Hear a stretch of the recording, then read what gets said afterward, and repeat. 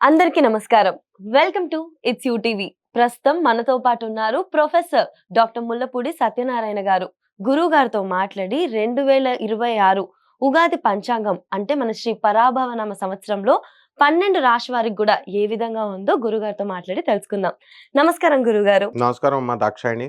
గురుగారు 2026 ఉగాది పంచాంగం ప్రకారం శ్రీ పరాభవనామ సంవత్సరంలో మేష రాశి వారికి ఏ విధంగా ఉండబోతుంది? మొట్టమొదటగా పరాభవనామ సంవత్సరం ఈ సంవత్సరం పేరు. హ్మ్. అందరూ గూడా పరాభవం అంటే ఏంటి? ఇన్సల్ట్. హ్మ్. అంటే ఇది ఎప్పుడొచ్చింది తెలుసా? 60 ఇయర్స్‌కి ఒక సంవత్సరం మారుతుంది. హ్మ్.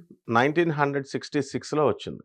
హ్మ్. ఆ సంవత్సరంలో పుట్టినటువంటి వాళ్ళందరూ కూడా చాలా మందికి పాపం పరాభవనామ సంవత్సరంలో పుట్టారు కాబట్టి ఇన్సల్ట్స్ అనుభవిస్తూనే బతికేశారు. ఓకే. హ్మ్. అంటే హ్మ్. కెరియర్‌లో రైజ్ అవ్వచ్చు, డౌన్స్ అవ్వచ్చు. మొత్తం మీద పరాభవాలు మాత్రం తగులుతాయి. హ్మ్. ఈ సంవత్సరంలో పుట్టేటటువంటి పిల్లలకందరికీ కూడా కాస్త మిక్స్డ్ రిజల్ట్స్ ఉంటాయి. ఇది మొట్టమొదటిగా తెలుసుకోవాల. ఇన్సల్ట్స్ చూడు చాలామంది టాప్ లెవెల్ చీఫ్ సెక్రటరీస్ పోస్టులకి వెళ్ళాల్సిన ఐఏఎస్ ఆఫీసర్‌లు సడెన్‌గా సస్పెండ్ అవ్వడం. లూప్ లైన్‌లోకి పోస్టింగ్స్‌కి వెళ్ళడం. అలాగే మినిస్టర్‌లుగా ఉన్న వాళ్ళు టప్పని పోస్టులు పోవడం చిన్న చిన్న కారణాలతో.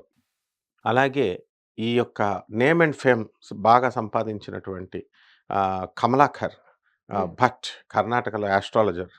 చిన్న సామాన్యమైనటువంటి అమ్మాయి గొడవలోకి వెళ్ళి పడిపోవడం. ఎన్‌డీ తివారీ గవర్నర్ ఆఫ్ ఆంధ్రప్రదేశ్‌గా చేసిన ఆయన. ముస్సలాయన.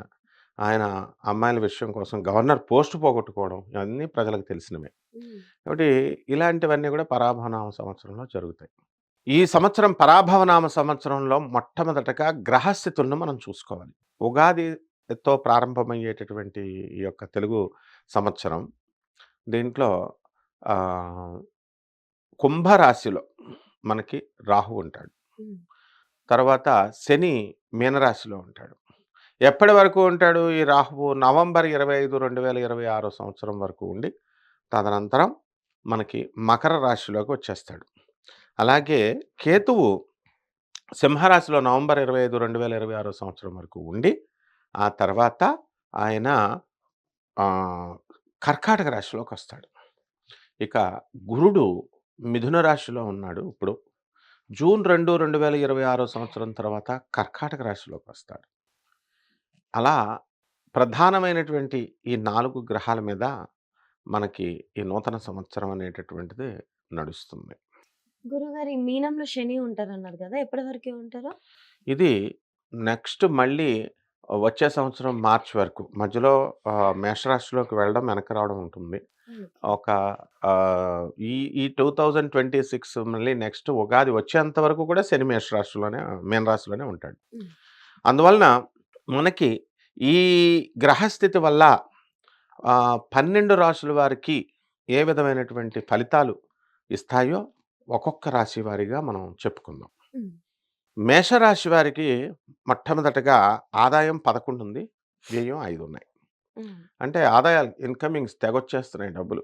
11 ఒస్తాయి. ఖర్చు 5 పిసినారులనమాట. హుహు. అలాగే రాజపూజ్యము 2, తర్వాత అవమానం 4. రాజ్యపూజ్యం అంటే ఏంటి? ఎవరింటికన్నా ఎళ్తే టీ ఇవ్వరు. హుహు. ఐదుగురిళ్ళకెళ్తే ఇద్దరే ఇస్తారు. ఎందుకొచ్చాడురా బాబు వీడు అన్నట్టు చూస్తారు. హ్మ్. అంటే దీన్ని బట్టి అర్థం ఏమిటి? ఖర్చు తక్కువ పెడుతున్నారా? ఎక్కువ పెడుతున్నారా వీళ్ళు? తక్కువ పెడుతున్నారు. హ్మ్. వ్యయం 5 కదా! హుహు. అంటే ఫ్రెండ్స్‌కి పార్టీలివ్వట్లేదు. చుట్టాలకి అప్పులివ్వట్లేదు. చుట్టాలని పిలిచివ్వట్లేదు. ఎప్పుడైతే ఖర్చు పెట్టమో అప్పుడు గౌరవం ఉండదు. హ్మ్. ఆబ్వియస్. అందువలన ఈ మేషరాశి వారికి ఇది పరిస్థితి. హ్మ్. అవమానం పాళ్ళే ఎక్కువున్నాయి. హ్మ్. అలాగే ఈ యొక్క రాశి వారికందరికీ కూడా ఏలినాటి శని జరుగుతుంది. ఈ సంవత్సరం మొత్తం జరుగుతది ఏలినాటి శని. హ్మ్. ఏలినాటి శనిలో ఏమిటి అంటే భయపడాలి. హ్మ్. ఎందువలనంటే మనము ఏలినాటి శని వచ్చేస్తోంది బాబోయ్!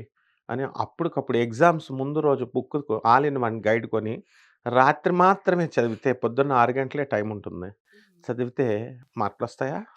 రావు. ఏదో పాస్ మార్కులొస్తాయి.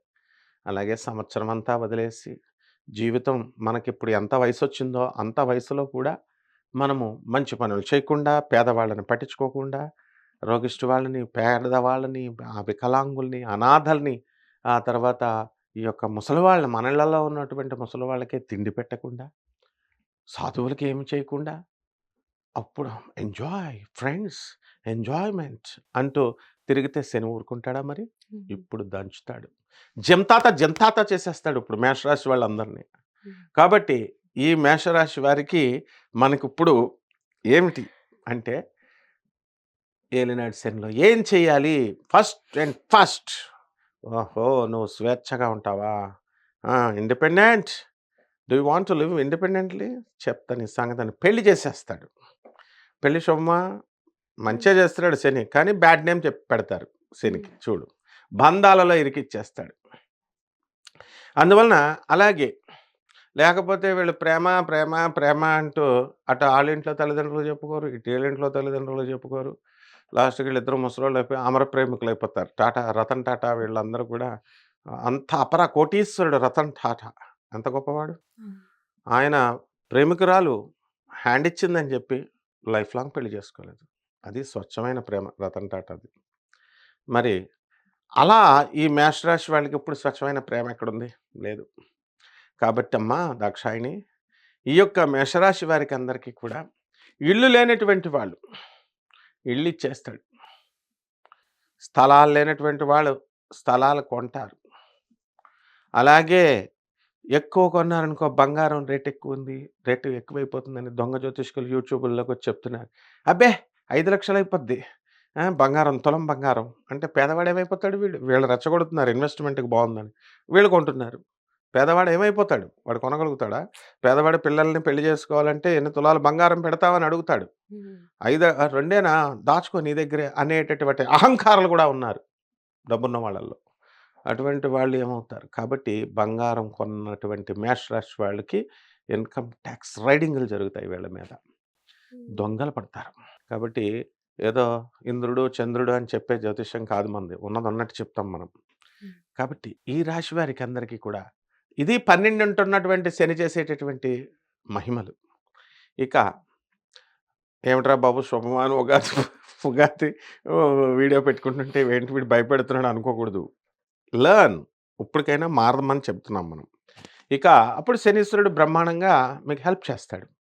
అలాగే లాభంలో ఉన్నటువంటి రాహు అన్ని వ్యాపారస్తులు కోట్లు సంపాదిస్తారు. ఇంకేం కావాలి వీళ్ళకి? కిరాణా షాప్ వాళ్ళు డిపార్ట్మెంటల్ స్టోర్స్‌గా మారిపోతారు. బట్టల వ్యాపారం, హాస్టల్స్ వ్యాపారం, ఓయో రూముల వ్యాపారం తెగ ఫెచ్చింగ్‌లో ఉంది. తర్వాత ఈ యొక్క రెస్టారెంట్స్, పబ్స్ అసలు ఖాళీలుండవు. మొత్తం అందరూ మేషరాశి వాళ్ళు నడిపే పబ్బులకి జనాలసలు. మా బార్స్, వైన్ షాపులు మందు రేపెక్కడ దొరకదో గాంధీ జయంతి వచ్చేస్తుందేమో అని చెప్పి ఆ బార్ ఎత్తేస్తాడేమో అని బాటిల్స్ తాగేస్తారనమాట. ఆ విధంగా వీళ్ళందరూ టాప్ లెవెల్‌కి వెళ్ళిపోతారు వ్యాపారస్తులు. బట్టల వ్యాపారస్తులు బాగా ఆర్థికంగా పుంజుకుంటారు. ఇక విద్యార్థులను మనం తీసుకున్నప్పుడు మేషరాశి విద్యార్థులు జూన్ 2, 2026 సంవత్సరం వరకు విద్యార్థులు ఎంత చదివినా గుర్తుండదు వీళ్ళకి. ఆ తర్వాత ఫ్రెండ్సు, పార్టీలు అంటూ తిరుగుతారు. జూన్ 2 తర్వాత కౌన్సెలింగ్‌లో సీట్లు రావు. అప్పుడు బుద్ధొస్తుంది వీళ్ళందరికీ. కాబట్టి 2 గంటలు జర్నీ చేసి దూరం ఉన్న పనికిమాలిన ఇంజినీరింగ్ కాలేజీల్లో చేరతారు. పనికిమాలిన కాలేజీలు అని చెప్పాలి వాటిల్ని. ఎందుకనంటే 2 అవర్స్ జర్నీ. 2 అవర్స్ రావాలి. ఫెసిలిటీస్ ఉండవు. ఓకే. ఓన్లీ పర్టిక్యులర్‌గా ఫీజుల మీద. సో, స్టూడెంటు అంతకుముందు పిల్లల్ని వీళ్ళందరూ కూడా ఎలాంటి స్కూల్స్‌లో చేస్తారు? కాలేజెస్‌లో వేస్తారు తల్లిదండ్రులు. ఢిల్లీ పబ్లిక్ స్కూల్, ఒక రిచ్ పబ్లిక్ స్కూల్, శాంక్టా మారియా 2 లక్షలేస్తారు. వీళ్ళు చదివితే కదా అసలు. ఆ తర్వాత అక్కడికెళ్ళి ఆ కాలేజీలని చెత్త కాలేజీలని వీళ్ళే తిడతారు. మనం తిట్టట్లేదు. మనం అన్ని కాలేజీలు ఒకటే అని చెప్తాం. మళ్ళీ ఇంజినీరింగ్ కాలేజీ వాళ్ళందరూ అపార్థం చేసుకోకూడదు. సో, ఇలా మేషరాశి వాళ్ళందరూ కూడా అవతలాళ్ళ మీద నిందలు వేసేస్తారనమాట. కొంపదీసి నీది మేషరాశి కాదు కదా! దాని గుట్టు. అయితే ఈ మేషరాశి వాళ్ళందరికీ కూడా మనము పెళ్ళిళ్ళు అయిపోతాయి. ఇంకేం కావాలమ్మా అన్నీ స్టోరేజ్‌లు, కోల్డ్ స్టోరేజ్‌ల వ్యాపారము, వ్యవసాయం చేసేటటువంటి రైతులు చేసిన అప్పులన్నీ తీర్చి పారేస్తారు. తర్వాత రైతులకి, పంతులు గారులకి పిల్లల్నివ్వట్లేదనే అపవాదుంది. మొత్తం అన్ని ప్రొఫెషన్స్ వాళ్ళకిస్తున్నారట. రైతులకి ఇవ్వట్లేదంట, పంతులు గారులకి ఇవ్వట్లేదు. అందువలన వీళ్ళందరూ కూడా పూజలు మానేసి లవ్వుల్లో దిగుతున్నారు పంతులు గారులు. అందువలన వీళ్ళందరికీ ఆ బాధ అవసరం లేదు. రైతులు కూడా ఇంతకుముందు ఎంత కష్టపడి వ్యవసాయం చేసేవారు. మట్టిలో దిగి ఇప్పుడు అసలు గట్టు దిగట్లేదు వీళ్ళు. పెళ్ళికొడుకుల్లాగా తయారైపోయి రైతులు కూర్చుంటున్నారు ఫోన్ పట్టుకొని. అండ్ ఫెర్టిలైజర్స్ వ్యాపారాలు చేసేవాళ్ళు, ఎరువుల వ్యాపారాలు, ఇండస్ట్రియలిస్ట్ ఇవందరూ కూడా బ్రహ్మాండంగా ఉంటుంది. And all businesses fantastic. And ఇకపోతే ఇది ఉంటుంది చూడు శత్రుపీడ. అవతల వాళ్ళు డబ్బులు ఎగ్గొట్టేస్తే మరి అవతల వాళ్ళ పెళ్ళాన్ని లేపుకెళ్ళిపోతే శత్రువులు పీడ ఉండదా మరి? ఉంటుంది కదా! ఆ శత్రుపీడ కూడా పోతుందనమాట వీళ్ళకి. అంటే మంచి బుద్ధిగా బతుకుతారు అని చెప్పడం. ఇది జాతకం చెప్పే విధానం. అంతేగాని నువ్వు ఇంద్రుడవుతావు, నువ్వు చంద్రుడివవుతావు, నీకు సూట్ కేసుల్లో డబ్బులొస్తాయి అని చెప్పడం. లేదా జడిపించి పడేయడం, నీకు పారాలిసిస్ వస్తది, ఇదొస్తది, అదొస్తదని జడిపించి పడేయి 2 ఉండకూడదు. యాజ్ ఇట్ ఈస్‌గా ఇలాగే జరుగుద్ది. కాబట్టి మనం జాగ్రత్తగా వీళ్ళని చేసుకోవాలి. ఆరోగ్యపరంగా కూడా వీళ్ళకి అంతా బానే ఉంటదంటారా? హెల్త్ విషయంలో? ఏలినాడ్సని కదా! ఆ! పూర్వజన్మ కృతం పాపం రోగరూపేణ పీడితః ఎముకలే బలహీనమైపోతాయి. హ్మ్. అందువలన ఇప్పుడు అందరూ యూత్ అందరూ ఏం చేస్తున్నారు? డేటింగ్ కోసం డైటింగ్ చేస్తున్నారు. అందువల్ల సరిగ్గా తినడం లేదు. ఆ! పచ్చి కూరగాయలు ప్లేట్‌లో పెట్టుకుంటున్నారు. చిక్కుడుకాయలు, బెండకాయలు, వంకాయలు ఏమిట్రా నేను ఒక ఛానల్ ఓనర్‌ని అడిగాను. ఏమిటిది? అంటే డైటింగ్ సార్ అన్నాడు. ఏంటంటే సినిమా హీరో కింద ట్రై చేస్తున్నాను సార్ ఇప్పుడు అన్నాడు. So, bones deficiency, calcium deficiency bones will be weak. ఎనుములు, తర్వాత ఎముకల సంబంధమైనటువంటి రోగాలు, యాక్సిడెంట్లు. జస్ట్ ఇలా పడితే చాలు కాలు ఇరిగిపోతుంది. కాబట్టి మ్యాష్ రాశి వాళ్ళు చాలా జాగ్రత్తగా ఉండాలా. విదేశాలు అంటున్నారు. విదేశాలు వెళ్ళిపోతారులే. విదేశాలు వెళ్ళిపోతారు కానీ చాలా జాగ్రత్తగా అక్కడ ట్రావెల్ చేయాల. అందరూ కూడా కార్లున్నాయి కదా అని వాహనాల వల్లే వచ్చేస్తది. పాటలు పెట్టుకుంటూ. కారు ఎక్కింది మొదలు సొల్లే సొల్లు ఫోన్లు అమెరికాలో. ఏమన్నంటే గురుగారండి మమ్మల్నే మోసం చేస్తున్నారు. ఏమని? గురుగారండి కారు జాగ్రత్తమ్మా డ్రైవింగ్ చేసేటప్పుడు మాట్లాడకూడదంటే, మాట్లాడకపోతే నిద్రొస్తుందండి. మా హస్బెండ్ మాట్లాడుకోమన్నారండి అంటున్నారు. ఇంకేం చెప్తాం?